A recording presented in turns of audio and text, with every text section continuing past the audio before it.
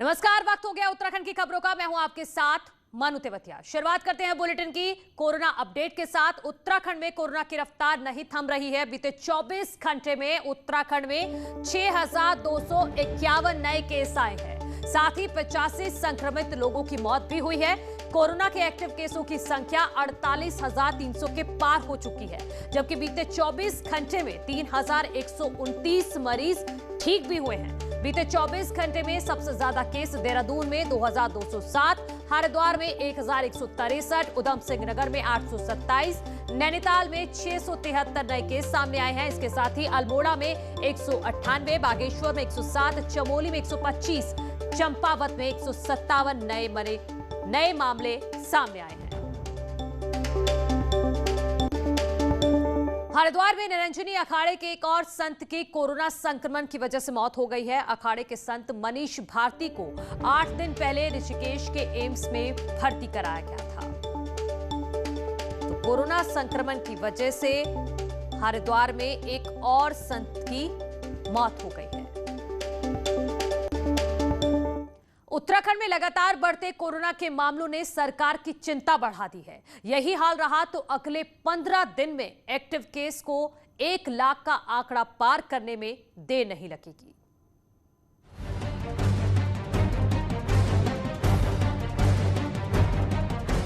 उत्तराखंड में 15 मार्च 2020 को कोरोना का पहला केस आया और 1 लाख मरीज होने में करीब 1 साल का वक्त लगा। लेकिन कोरोना की दूसरी लहर का संक्रमण अगर इसी तरह फैलता रहा तो 15 मई तक सिर्फ एक्टिव केस की संख्या 1 लाख के पार हो जाएगी। बुधवार को पूरे पाकिस्तान में 5,480 केस आए, जबकि उत्तराखंड में 6,054 केस आए और ये आंकड़े डराने वाले हैं। वहीं मुख्यमंत्री का कहना है कि टेस्टिंग बढ़ाई जा रही है और लोग खुद को सुरक्षित और स्वस्थ रखें। कह सकता हूँ कि टेस्टिंग में यदि कहें तो हम सबसे अधिकतम टेस्ट प्रदेश के अंदर हो रहे हैं, जिसमें हम किसी प्रकार कोताही नहीं बरत रहे हैं। मेरा आपके माध्यम से केवल जनता को इतना ही कहना है कि वो स्वयं को स्वस्थ रखें, औरों को भी स्वस्थ रखें। राजधानी देहरादून समेत बड़े शहरों के अस्पतालों में मरीजों की भीड़ है, जगह मिलना मुश्किल हो रहा है। वहीं सरकार ने देहरादून के गुरुराम राय medical college, Himalayan jolly grant और एम्स ऋषिकेश को 200-200 बेड बढ़ाने के लिए कहा है।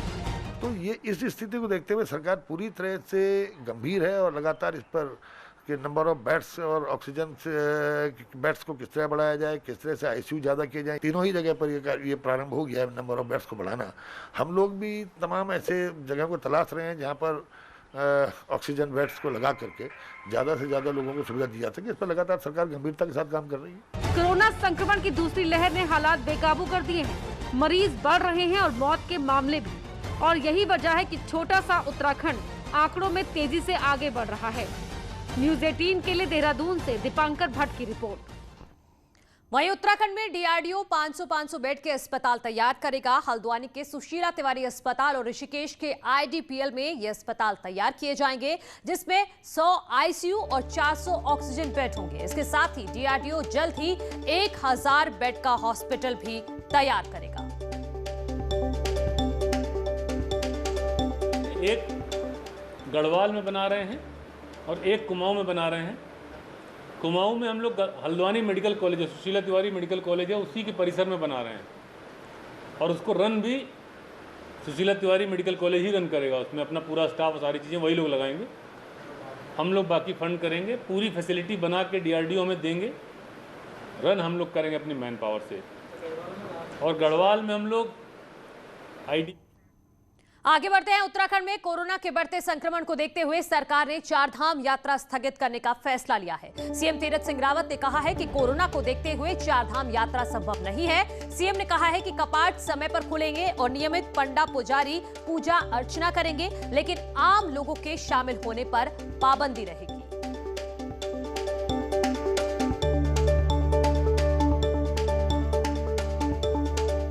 धाम यात्रा को लेकर के अभी जिस तरह कोविड है तेजी से बढ़ रहा है, उसको देखते हुए स्थगित किया जाता है और साथ ही केवल पुजारी वही वहाँ पूजा पाठी करेंगे।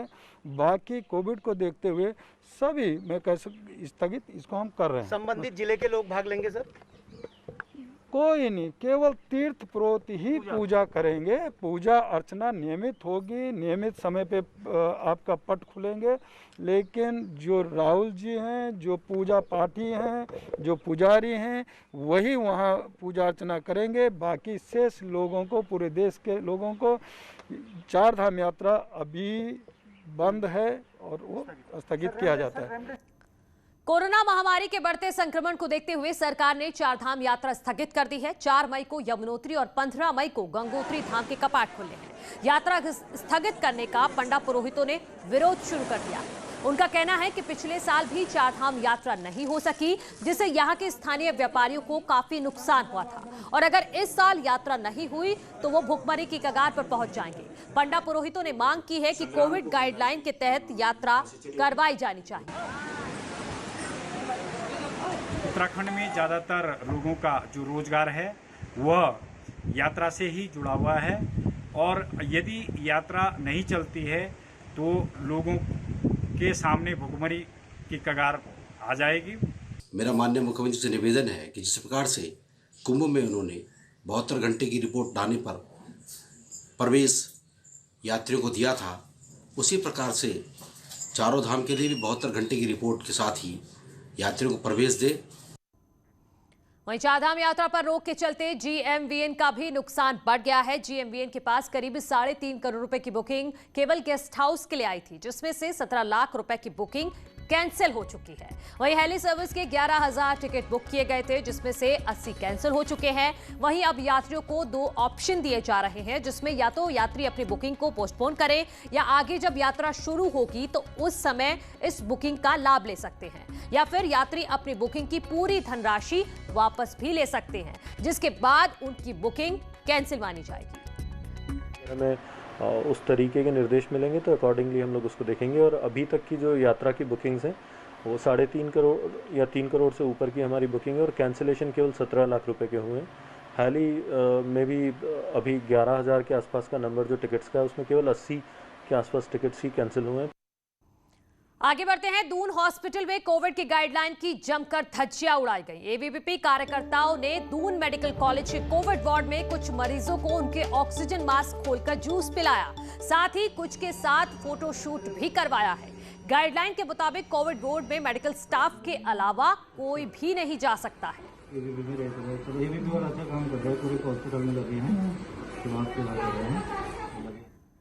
वहीं दून मेडिकल कॉलेज में एबीवीपी कार्यकर्ताओं द्वारा कोविड पॉजिटिव मरीजों को जूस पानी बांटने के मामले में डीएम ने कॉलेज के प्रिंसिपल से जांच रिपोर्ट मांगी है। डीएम का कहना है कि कोविड पेशेंट के पास केवल डॉक्टर की टीम जा सकती है और कोई भी नहीं जा सकता।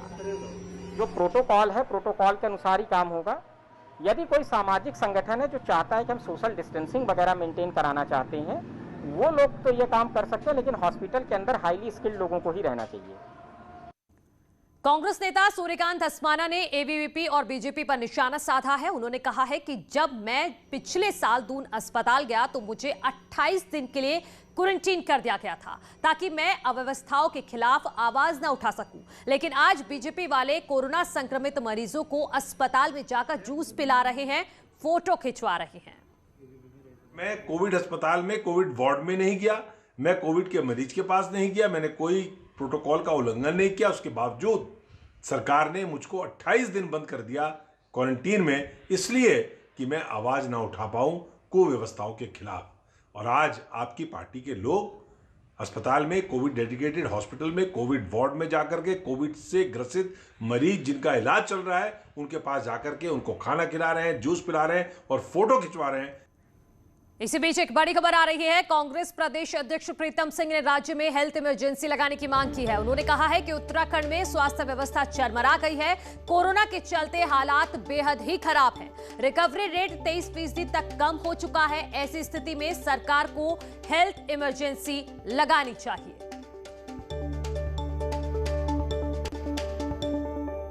और इसी बीच हरिद्वार में लगे कर्फ्यू की जमकर धज्जियां उड़ाई जा रही है। कोरोना के लगातार बढ़ते मामलों पर रोक लगाने के लिए हरिद्वार में 28 अप्रैल से 3 मई तक शहरी क्षेत्रों में कर्फ्यू लगाया गया है, लेकिन सिर्फ कहने का कर्फ्यू है। सड़कों पर सामान्य दिनों की तरह गाड़ियां दिख रही हैं, लोग बेरोक-टोक घरों से निकल रहे हैं। तस्वीरें देखिए।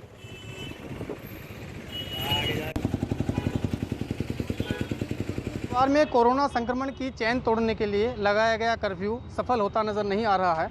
हरिद्वार में 28 अप्रैल से 3 मई तक कर्फ्यू लगाया गया है ताकि लोग ज़्यादा से ज़्यादा घरों में रहें, सड़कों पर बेवजह बाहर ना निकलें, लेकिन इसका असर होता नज़र नहीं आ रहा है। इस वक्त हम हरिद्वार के चंद्राचार्य चौक पर मौजूद है और आप देख सकते हैं कि किस तरह से यहाँ पर वाहनों की कतार लगी हुई है। लोगों की अच्छी खासी भीड़ यहाँ पर नज़र आ रही है। निजी वाहन हो या जो पब्लिक ट्रांसपोर्ट के वाहन हो, ऑटो हो, रिक्शा हो, सभी तरह के वाहन यहाँ पर चल रहे हैं। पुलिस के जवान भी यहाँ पर मौजूद हैं और लगातार वो भी अपनी ओर से चालान की कार्रवाई कर रहे हैं। पुलिस की कार्रवाई में ये बात भी सामने आ रही है कि जो लोग घरों से बाहर निकल रहे हैं वो बेवजह घर से बाहर निकल रहे हैं और पूछे जाने पर वो अजीब ढंग के बहाने जो है वो बना रहे हैं। पिथौरागढ़ में प्रवेश करने वालों की आरटी-पीसीआर जांच जरूरी की गई है, लेकिन यहां भी लोग हेराफेरी से बाज नहीं आ रहे हैं। जिले में कई केस ऐसे सामने आ गए हैं जब जांच कराने वालों ने अपना नाम और मोबाइल नंबर गलत दर्ज कराया है। इसका नतीजा यही रहा है कि जांच रिपोर्ट पॉजिटिव आने पर कॉल या मैसेज ऐसे व्यक्तियों को गए हैं जिन्होंने कभी अपना सैंपल दिया ही नहीं था। लोगों द्वारा हो रही इस हेराफेरी को देखते हुए अब सैंपल देने वालों के लिए पहचान पत्र जरूरी कर दिया गया है। लेकिन ये बहुत ही गलत है और समाज के हित में भी अच्छा नहीं है। इसके लिए एक अलग से आदेश बना दिया गया है। जिलाधिकारी महोदय की तरफ से भी, हमारी तरफ से भी सारी टीमों से कह दिया गया है कि जो भी आदमी कराने आया है उसका आधार कार्ड देखिए, या अगर वो नहीं कहता कुछ ना कुछ उसका पहचान चिन्ह होना चाहिए ताकि हम समझ सकें कि जो आदमी हमारा टेस्ट करा रहा है वो वही आदमी है। वहीं कोविड से बिगड़ते हालात के बीच आज मुख्यमंत्री तीरथ सिंह रावत ने 132 एम्बुलेंस अलग अलग जिलों के लिए रवाना की है। 108 सेवा की एम्बुलेंस खास तौर पर कोविड मरीजों के लिए तैयार की गई है। मुख्यमंत्री ने कहा कि इससे पहले कुंभ में तैनात एम्बुलेंस के बेड़े को सभी जिलों में भेज दिया गया है जिससे जनता को सुविधा मिल सके। ब्रेक के बाद स्वागत है आप सभी का। 1 मई से 18 साल से 45 साल तक के व्यक्तियों को कोविड वैक्सीनेशन के लिए टिहरी जिला प्रशासन और स्वास्थ्य विभाग ने तैयारियां पूरी कर ली हैं। इसके लिए 11 नए कोविड वैक्सीनेशन सेंटर बनाए गए हैं, जबकि 40 सेंटर्स पर पहले से ही वैक्सीनेशन का काम चल रहा है। प्रशासन का लक्ष्य है कि प्रत्येक दिन 5000 लोगों को वैक्सीन लगाई जा सके और वैक्सीन की कोई कमी ना हो। इसी के साथ इस बुलेटिन में इतना ही। आगे देखिए मेरी सहयोगी अपर्णा के साथ महाबहस।